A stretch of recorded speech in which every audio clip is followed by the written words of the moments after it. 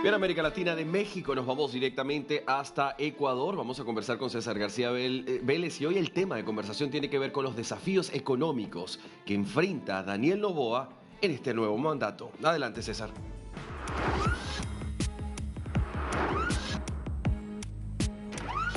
Muchas gracias, Andy. Vamos a analizar algo que es primordial de cara a este nuevo periodo de gobierno de Daniel Noboa hasta el 2029, y se trata de los desafíos económicos, que son muchos y que tendrán que ser afrontados en distintas perspectivas.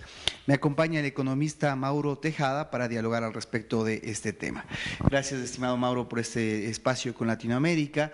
Bueno, la población ahora sí está expectante a ver qué es lo que se va a hacer para afrontar las grandes problemáticas, generación de empleo, el pago de la deuda pública, sobre todo en sectores sensibles como los sociales, como en salud, que se necesita mucho. Pero empecemos con una revisión de cuáles crees que son los principales desafíos económicos que tiene Daniel Noboa. Bueno, César, y a todos los televidentes, muchísimas gracias por la invitación. Pues efectivamente el gobierno tiene temas bastante complejos, complicados en este 2025. El tema de la generación de empleo, recordemos que en el año 2024 aproximadamente se perdieron 250,000 empleos en el último trimestre. Sin embargo, me parece que hay una oportunidad para el presidente Noboa. El pensar justamente en 4 años de gestión me parece que lo encamina justamente a tener políticas de largo alcance. El otro, evidentemente, es el crecimiento económico, ¿no es cierto? Y a partir de ahí, por supuesto, la inversión extranjera directa. Evidentemente, en el Ecuador tuvimos una inversión extranjera para este 2024 bastante pobre, en realidad fueron aproximadamente 270 millones, pero en este primer trimestre justamente ha habido un repunte, no solamente en la inversión extranjera, sino también en la inversión pública. Me parece que a partir de ahí, justamente a través de esos pilares, el gobierno tiene la posibilidad de ir generando, ¿no es cierto?, eso que tanto anhelamos, un crecimiento económico sostenido y, por supuesto, a partir de ahí, ¿no es cierto?, un efecto directo en la generación de empleo.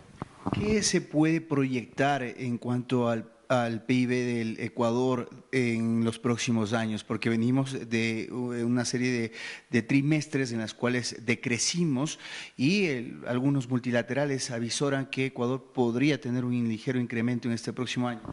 Así es, César. Recordemos, en el 2024 tuvimos un decrecimiento de 2 puntos porcentuales de Producto Interno Bruto, lo cual equivale pues que tengamos cifras similares a lo que en el 2015 mantuvimos como Producto Interno Bruto, 125,000 millones de dólares. A partir de ahí, ¿no es cierto?, las previsiones que ha hecho el Banco Interamericano de Desarrollo, Banco Mundial, el mismo Fondo Monetario, es que tengamos un crecimiento de alrededor del 2,8%. Un poquito esa cifra se aleja de lo que el presidente Noboa señalaba, que era alrededor del 4%. Sin embargo, el primer trimestre del 2025, en atención a las cifras que maneja el Banco Central del Ecuador, hacen prever que esa cifra ojalá se cumpla en la medida de lo posible. Un crecimiento trimestral del 1,9% si comparamos enero, febrero y marzo del 2025 respecto del año anterior. Así que las cifras me parece que están jugando a favor del presidente Noboa, ¿no es cierto? Justamente la certidumbre de su reelección me parece que también ha tenido un efecto significativo en el crecimiento económico. El tema tributario, para poder financiar el gasto, se requiere de estrategias para mantener este IVA que subió hasta el 15%. ¿Es lo recomendable? ¿Eso le ayudará, a propósito que se registró una excelente recaudación durante estos últimos años, para poder financiar los otros proyectos sociales que se tienen? El crecimiento de la recaudación tributaria ha sido sostenida, ¿no es cierto? El 2024 cerró con aproximadamente 20,000 millones de dólares, una cifra de recaudación récord para el Ecuador, sin perjuicio de que efectivamente esa recaudación abastece el 55% del presupuesto del Estado, convirtiéndose en el componente número 1 justamente de generación de ingreso en el presupuesto general del Estado, y a partir de ahí, pues la importancia de seguir generando esta sostenibilidad detrás de esa recaudación.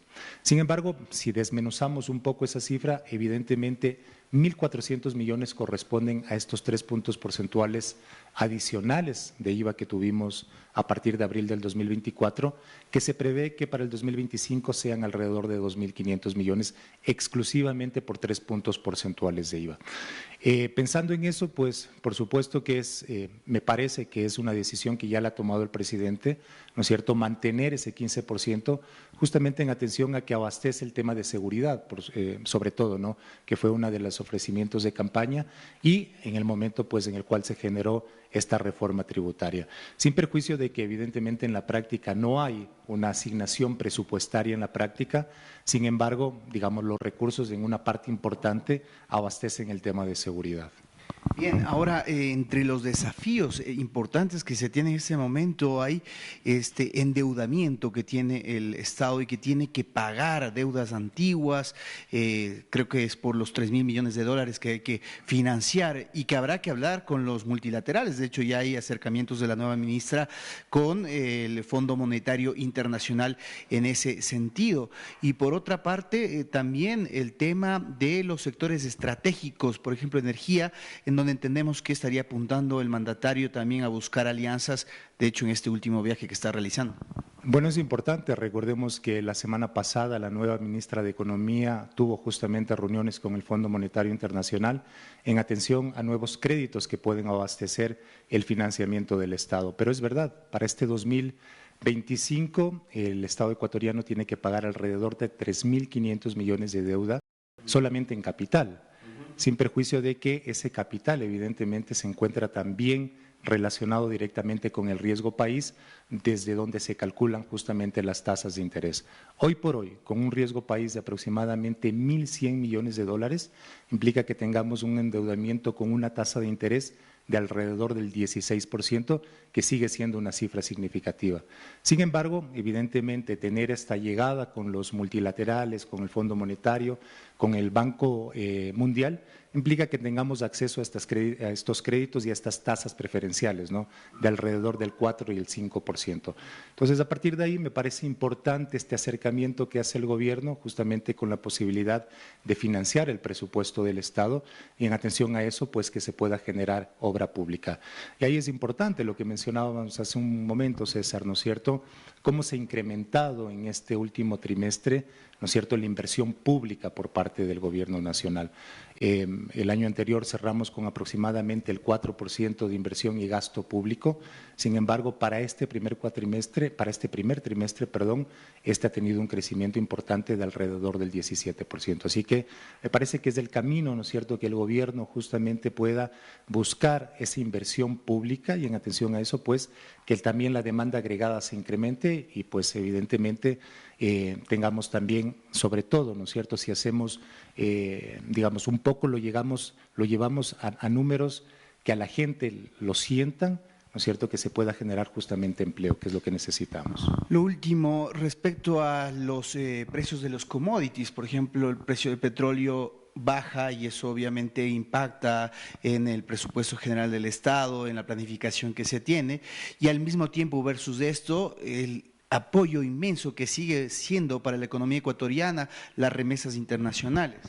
Bueno, es importante el tema del precio del petróleo, sin embargo, recordemos que a partir de que la recaudación se convirtió en el primer componente para el presupuesto general del Estado, todo lo relacionado con las divisas generadas por exportación de petróleo se convirtieron en el componente número 14 del presupuesto del Estado. Es importante, sí, pero me parece que más allá de abastecer el presupuesto del Estado, es más bien vincularlo al tema de los subsidios. Es el momento de que, en el cual el gobierno pueda verificar, ¿no es cierto?, esos precios de los combustibles. Recordemos que en este momento tenemos un subsidio a la gasolina extra, que en atención a los precios a la baja del petróleo, ¿no es cierto?, esos precios se mantendrían. Sin perjuicio de que en el momento en el cual el precio del petróleo suba, ¿no es cierto?, el gobierno trabaje justamente en un tema de focalización de los subsidios. Así que parece que las oportunidades para el presidente Noboa están sobre la mesa, pero evidentemente eso implica que tenga cuadros, ministros técnicos que justamente le lleven a tomar unas definiciones y unas decisiones técnicas que tengan el impacto en la gente, que es lo que decimos, ¿no? Al final del día, todo eso va a tener implicaciones en la generación de empleo.